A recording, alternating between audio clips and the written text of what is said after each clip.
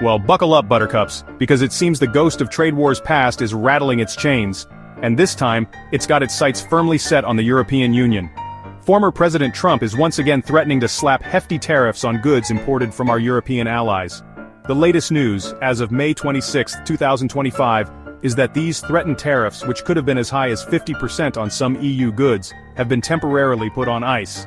Yes, a delay until July 9, 2025 has been announced following a phone call between Trump and European Commission President Ursula von der Leyen. Apparently, an initial threat of 20% on most EU goods was even softened to 10% to get everyone to the negotiating table.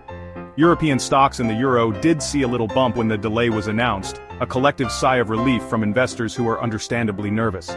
So, while we might have a few more weeks of uneasy calm, the economic earthquake hasn't been cancelled, it's just been perhaps slightly postponed.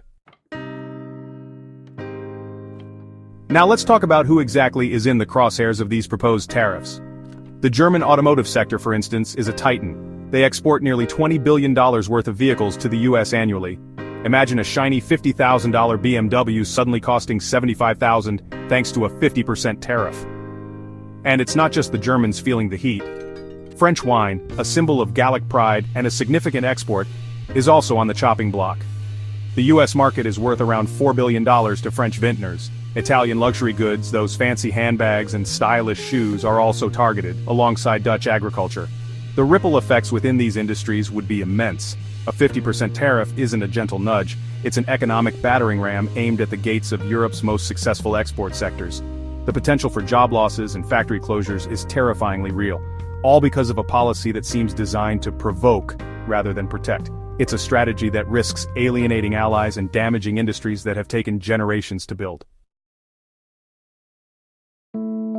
Now, you might be sitting there in the good old US of A thinking, well, this is a European problem, right? Sucks for them, but what's it got to do with me? Oh, you sweet summer child. The simple, unvarnished truth about tariffs is that they are essentially a tax. And who pays that tax? Spoiler alert, it's very often the American consumer.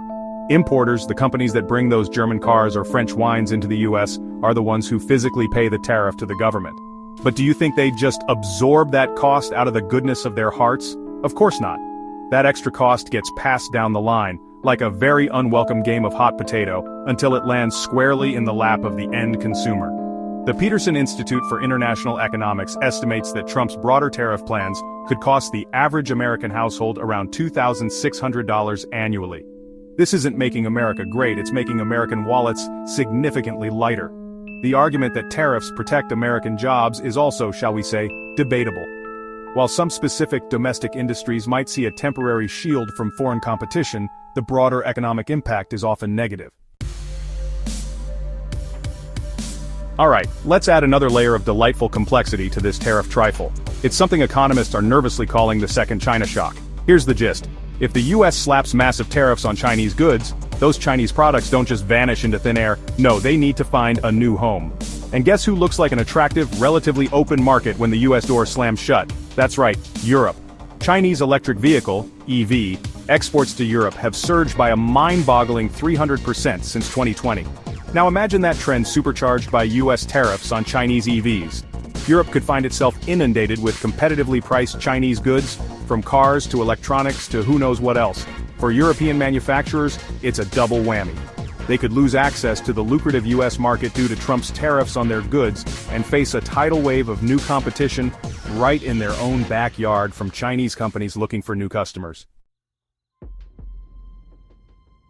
Section 5 Brussels Retaliation Playbook, Tit-for-Tat Turbulence returns. So if the US decides to go full steam ahead with these tariffs, does anyone seriously think the European Union will just sit there and take it? Of course not. The EU has a well-established playbook for this kind of situation, and it usually involves a strategy best described as an eye for an eye, a tariff for a tariff. Cast your minds back to 2018. When Trump imposed tariffs on EU steel and aluminum, the EU didn't wait long to respond. Within months, they slapped retaliatory tariffs on $3.2 billion worth of iconic American goods. Reports suggest the EU is considering a 25% tariff on a cool 18 billion euros worth of US goods. They're also consulting on additional measures that could affect a whopping 95 billion euros of US imports. The message from the EU is clear. If you want a trade war, you're going to get one. Section 6. Market mayhem and currency convulsions, the financial fallout. Beyond the direct impact on specific goods and industries, a full-blown trade war between the United States and the European Union would unleash a special kind of chaos on financial markets and currency valuations. Think of it as dropping a boulder into a previously calm pond. The ripples would spread far and wide. During previous periods of heightened trade tensions like the 2018 to 2019 tariff tussle, European stock indices significantly underperformed their American counterparts. Investors hate uncertainty, and a trade war is uncertainty personified. Companies delay investment plans, hiring freezes become more common, and consumer confidence takes a nosedive. All of this translates into lower stock valuations and a general reluctance to take risks.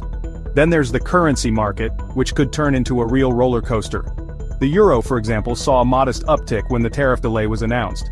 In a prolonged trade war scenario, however, the euro could weaken significantly against the dollar. Section 7. Geopolitical dominoes cracks in Western unity and the global order. The economic warfare that these tariffs represent could have profound and deeply troubling geopolitical ramifications. We're talking about undermining the very foundations of Western unity, something that is particularly critical right now. Engaging in a bitter trade dispute with your closest allies while facing down major global adversaries is, to put it mildly, strategically idiotic. Think about the message this sends to the rest of the world. If the United States is seen as an unreliable and protectionist partner, it can significantly weaken the collective strength of democratic nations. Europe could be pushed to accelerate its strategic pivot towards Asia, seeking stronger economic and political ties elsewhere.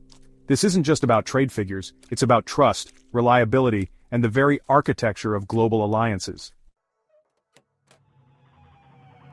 Section 8. An uneven burden, tariff fault lines, dividing the European Union. One crucial aspect of this looming trade war that often gets overlooked is that its impact wouldn't be spread evenly across the European Union. Instead, these tariffs would likely hit some member states much harder than others, potentially creating internal tensions and straining EU solidarity. Consider Germany, the economic engine of Europe. Its economy is heavily reliant on exports, particularly those high-value automotive exports.